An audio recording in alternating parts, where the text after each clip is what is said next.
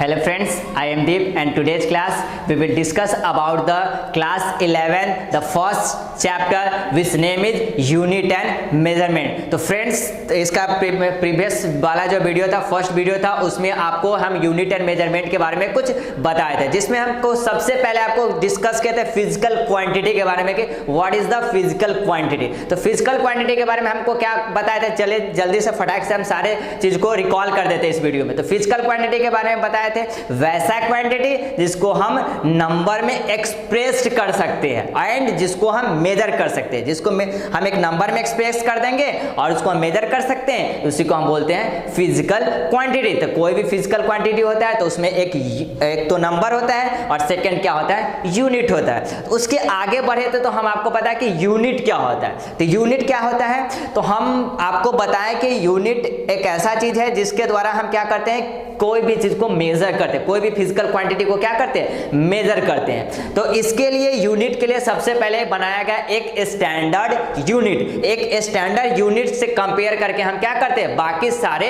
Quantity को major करते हैं। जैसे लेंथ के लिए हमारा स्टैंडर्ड यूनिट क्या हो गया, मीटर हो गया। एक मीटर क्या, एक मीटर इतना बड़ा हो गया, इसको एक मीटर नाम रख दिया गया और बोल दिया कि ये एक स्टैंडर्ड यूनिट है। अब इसी के कंपैरिजन में हम सारे लेंथ को मेजर करें, कितना भी बड़ा लेंथ होगा इसी के कंपैरिजन में क्या होगा, वो मेजर होगा।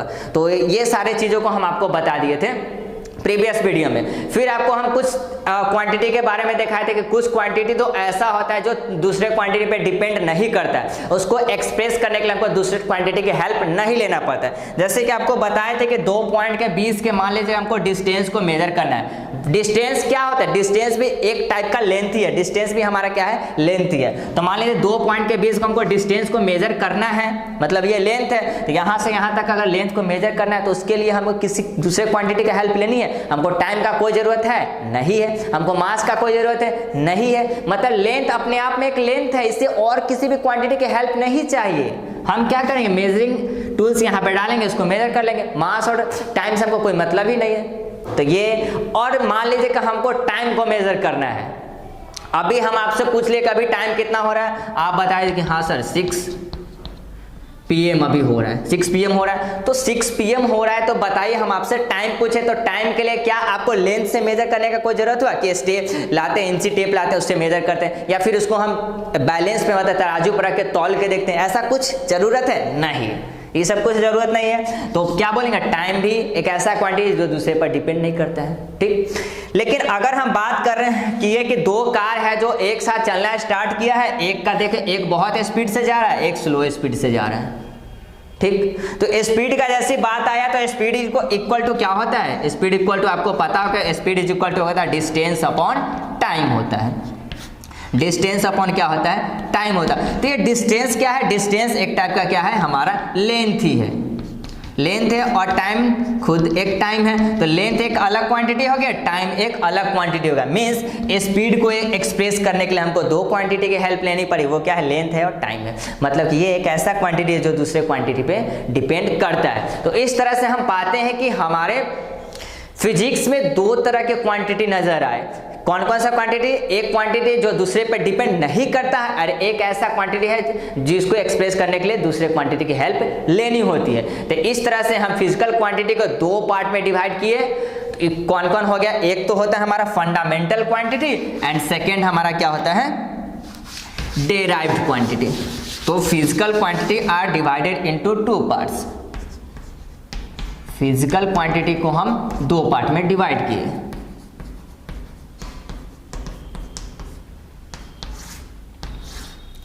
एक हमारा हो गया फंडामेंटल क्वांटिटी, फंडामेंटल क्वांटिटी,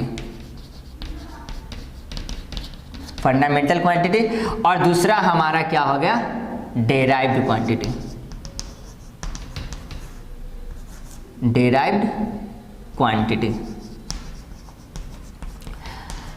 तो फंडामेंटल क्वांटिटी क्या होता है, तो फंडामेंटल क्वांटिटी किस quantity, a quantity which can not be expressed in other quantity. A quantity which can not be express in other quantity called fundamental quantity. वैसा quantity जिसे किसी दूसरे क्वांटिटी में हम क्या करते हैं, एक्सप्रेस नहीं करते हैं, या जिसे एक्सप्रेस करने के लिए दूसरे क्वांटिटी की हेल्प नहीं लेनी पड़ती है, उसे हम बोलते हैं फंडामेंटल क्वांटिटी। और डिराइव्ड क्वांटिटी क्या होगा, ए quantity which is depend on the fundamental quantity. A quantity which is depend on the fundamental quantity is called derived quantity। ऐसा क्वांटिटी जो फंडामेंटल क्वांटिटी पे डिपेंड करेगा उसको हम बोलेंगे derived क्वांटिटी, और ऐसा क्वांटिटी जो किसी दूसरे क्वांटिटी पर डिपेंड नहीं करेगा उसको एक्सप्रेस करने के लिए तो उसको हम बोलते हैं फंडामेंटल क्वांटिटी। ओके, तो इस तरह से देखा गया कि हमारे आसपास में कुछ फंडामेंटल क्वांटिटी है। तो अब देखा गया कि अभी 7 टाइप्स के हमारे पास क्या है, फंडामेंटल क्वांटिटी है। फंडामेंटल क्वांटिटी 7 है। इसी की हेल्प से, इसी सातों की हेल्प से, 7 क्वांटिटी के हेल्प से हम बाकी जितने भी क्वांटिटी है सबको क्या किए, फाइंड आउट किए। तो चलिए सबसे पहले देख लेते हैं कि वो फंडामेंटल क्वांटिटी क्या क्या है। इसको आप पहले राइट डाउन कर लीजिए।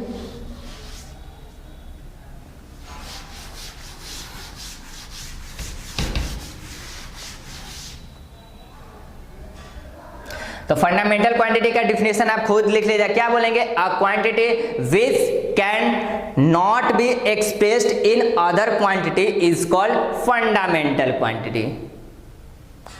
फंडामेंटल क्वांटिटी, अब जो हमारा टाइप्स है, 7 टाइप्स का जो फंडामेंटल क्वांटिटी है वो हम देखते हैं। फंडामेंटल क्वांटिटी, तो सबसे पहले हम इधर क्या लिखेंगे, ये क्वांटिटी का नाम होगा, यहाँ पे क्वांटिटी का नाम रखेंगे, फिर इसका क्या होगा, इसका सिंबल होगा, फिर यहाँ पे उसका क्या हो जाएगा, उसका फिर यूनिट होगा, किस यूनिट में उसको मेजर करेंगे वो होगा, इधर यूनिट होगा, और फिर वो यूनिट का क्या हो जाएगा, यहाँ पे सिंबल हो जाएगा। ओके, तो सबसे पहले हम क्वांटिटी का बात करते हैं, वो हमारा आता है, चलिए इसको लाइनिंग कर लेते हैं तो आपको थोड़ा सा और अच्छा लगेगा देखने में। तो फर्स्ट क्वांटिटी हमारा आया मास। क्या आ गया, मास। तो मास का सिंबल होता है, फ्रेंड्स याद रखिएगा, मास का सिंबल होता है, इसको कैपिटल एम से हम लोग डिनोट करते हैं। मास का जो सिंबल होता है वो कैपिटल एम होता है। मास है क्या है, फिजिकल क्वांटिटी है। अब इसको मेजर करने के लिए यूनिट चाहिए, तो मास को मेजर करने के लिए जो होता है वो होता है किलोग्राम।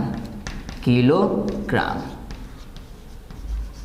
अब इसका सिंबल क्या हो जाएगा, केजी। ऑलवेज रिमेंबर, यूनिट हमेशा लिखा जाता है, पूरा नाम अगर यूनिट का लिखेंगे तो वो हमेशा स्मॉल लेटर में होता है। यूनिट हमेशा किस में लिखा जाता है, स्मॉल लेटर में लिखा जाता है। अगर हम यूनिट जैसे किलोग्राम हम पूरा लिख रहे हैं, ये किस में हो गया, स्मॉल लेटर में होता है। एक और चीज ध्यान में रखिएगा, अगर कोई यूनिट मान लीजिए कि किसी साइंटिस्ट के नाम से, जैसे कि न्यूटन हो गया, फिर आपको बोल दे कि ऐसे कूलम्ब हो गया, जूल हो गया, ये सारे क्या है, एक साइंटिस्ट के नाम पे, तो जो भी क्वांटिटी का जो यूनिट होगा वो किसी साइंटिस्ट के नाम से होगा।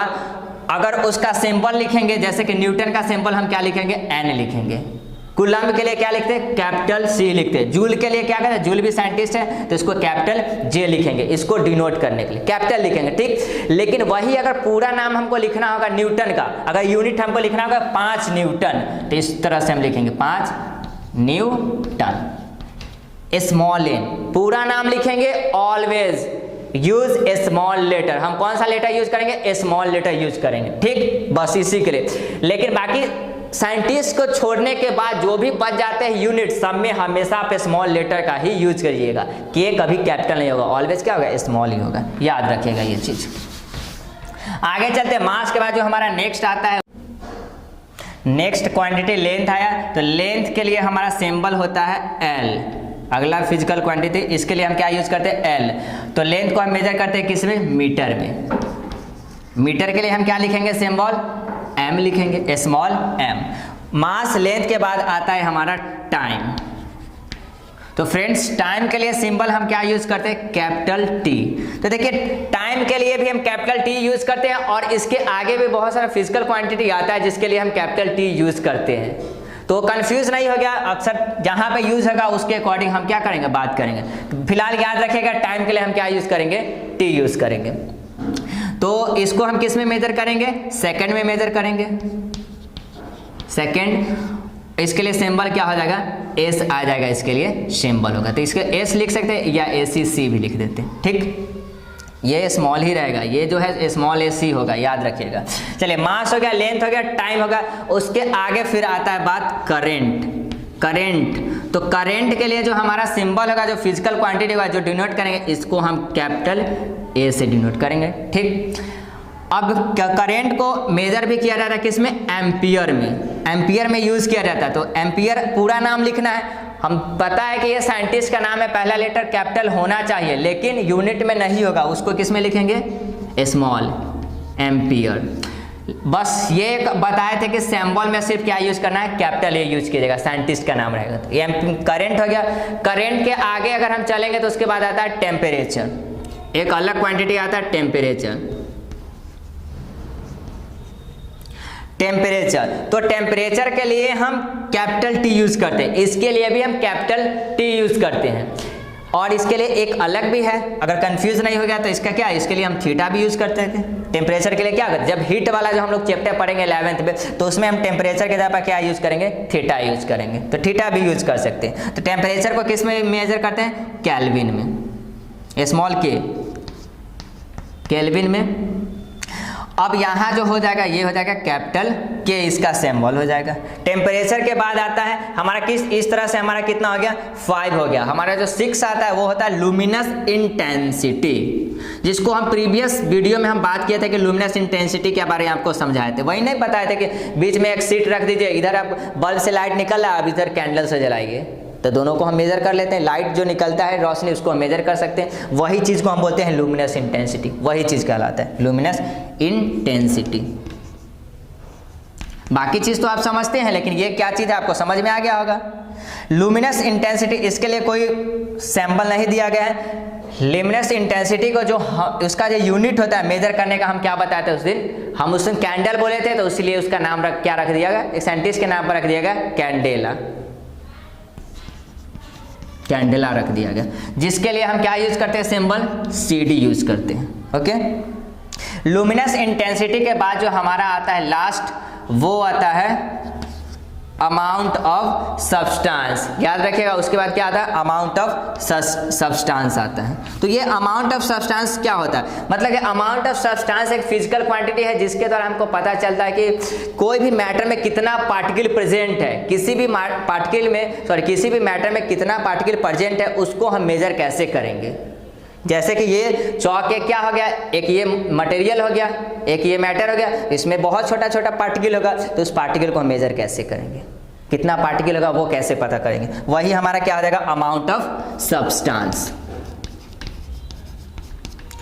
Amount of substance. तो अमाउंट ऑफ सब्सटेंस के लिए यूनिट हम यूज करते हैं, वो होता है मोल, MOLE।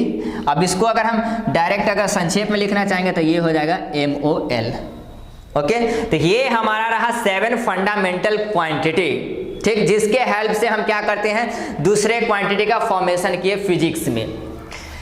अब आगे चला गया, कुछ आगे बढ़ा गया, मीटिंग फिर से रखा गया, देखा गया कि थोड़ा सा कुछ प्रॉब्लम आ रहा है कि क्या ये जो 7 जो हमको दिया गया फंडामेंटल क्वांटिटी, क्या ये इनफ है सारे क्वांटिटी को एक्सप्रेस करने के लिए। तो आंसर आया नहीं, कुछ ऐसा क्वांटिटी अभी भी छूट गया है जिसको हम क्या कर सकते हैं, एक्सप्रेस नहीं कर सकते। जैसे कि आप बताइए कि ये कोई क्या है, ये है, इसके बीच का झुकाव है, बताइए तो इसको कैसे मेजर करेंगे। यहाँ पे कोई ऐसा दिया गया, कोई भी क्वांटिटी या कोई भी यूनिट दिया गया इसको मेजर करने के लिए। अब इसको मेजर कैसे करेंगे, ये यहाँ ऐसे ऐसे ऐसे, मतलब 2 लाइन के बीच का जो झुकाव होता है उसको हम मेजर कैसे करेंगे। इसके लिए तो कोई यूनिट नहीं दिया गया, वो क्या हो गया, छूट गया। तो इसके लिए देखा, आपको भी पता होगा कि ये क्या है, ये एक एंगल है, ये क्या क्रिएट करता है, एंगल। यहाँ छोटा, यहाँ 10, 20, 30, 40, 50, ये क्या है, एक एंगल है। एंगल क्रिएटर, इसको मेजर करने के लिए अभी भी कुछ नहीं दिया गया था। तो इसको आगे बढ़ के फंडामेंटल और डेराइव्ड क्वांटिटी के बाद एक और क्वांटिटी दिया गया है जिसका नाम क्या रखा गया, सप्लीमेंट्री क्वांटिटी। जिसको क्या, जो छूट गया था, समझिए कि ये भी एक फंडामेंटल ही क्वांटिटी है। एंगल किसी पे डिपेंड करता है नहीं, एंगल को मेजर करने के लिए हमको किसी चीज का जरूरत नहीं होता है। तो एंगल ही लगभग समझिए कि वो भी क्या है, एक छूट तो गया, इसीलिए उसका अलग नाम रख दिया सप्लीमेंट्री। अब इसमें ऐड नहीं कर सकते थे, लेकिन वो भी एक प्रकार का फंडामेंटल क्वांटिटी ही है। तो आपको वीडियो को पॉज करके इसको क्या कर दिया, राइट डाउन कर लीजिएगा। ये मोस्ट इंपॉर्टेंट है, इसको आप याद ही रखिएगा। ये मास, लेंथ, टाइम, करंट, ये चारों को एकदम याद रखिएगा। एकदम डायमेंशन जो पढ़ाएंगे उसमें इसका यूज आएगा। MLTA वो भी कैपिटल में यूज करते हैं इसका सिंबल, ये भी चीज याद आप रखिएगा। अब आगे देखते हैं।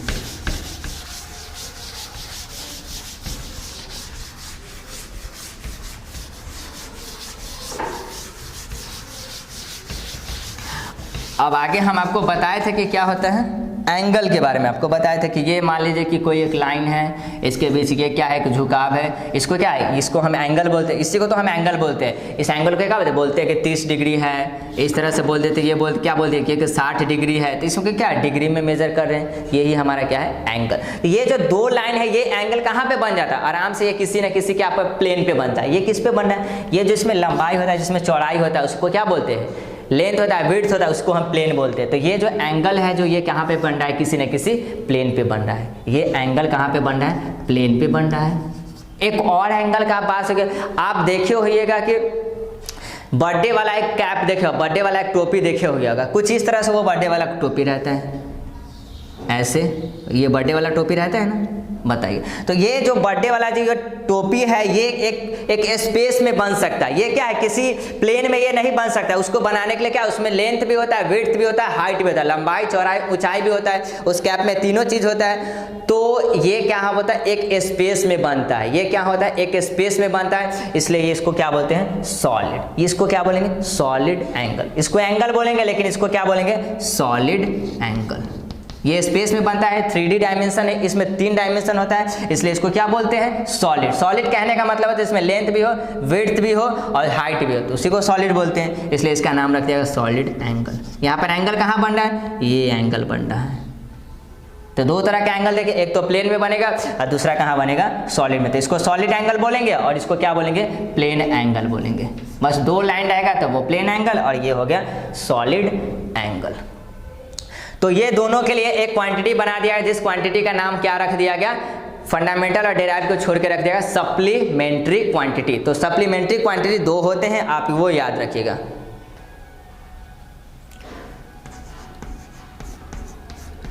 Supplementary quantity.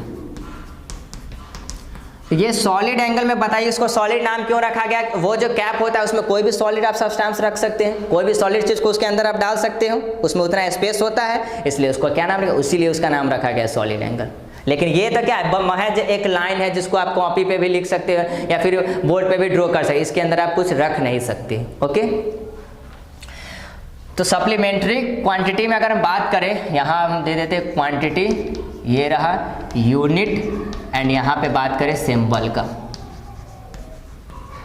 समझने के लिए आप इसको नोट भी कर सकते हो। तो पहला आया हमारा कौन सा क्वांटिटी आया, सप्लीमेंट्री क्वांटिटी में जो फर्स्ट क्वांटिटी आया वो है plane angle. Plane angle, plane angle. तो प्लेन एंगल को यूनिट जो रखा गया वो रखा गया रेडियन, रेडियन, और उसका सिंबल क्या बना दिया गया, RAD। फर्स्ट हो गया। सेकंड जो हमारा सप्लीमेंट्री क्वांटिटी आया उसका नाम रखा गया था सॉलिड एंगल। इसके लिए यूज किया गया स्टेरेडियन। इसके लिए सिंबल क्या गया, STR। इसके लिए क्या नाम रख दिया गया, STR। एस्टे, यहाँ ई होगा, STERADIN, STERADIN। तो ये हमारा रहा सप्लीमेंट्री क्वांटिटी।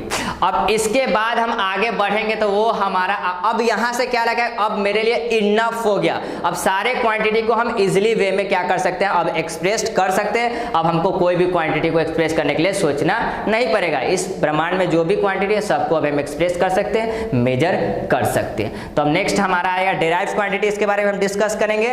होपफुली आपको फंडामेंटल क्वांटिटी एंड जो सप्लीमेंट्री क्वांटिटी है वो दोनों समझ में आया होगा। तो नेक्स्ट क्लास में हम नेक्स्ट वीडियो में फिर से हम बात करेंगे डेराइव्ड क्वांटिटी के बारे में।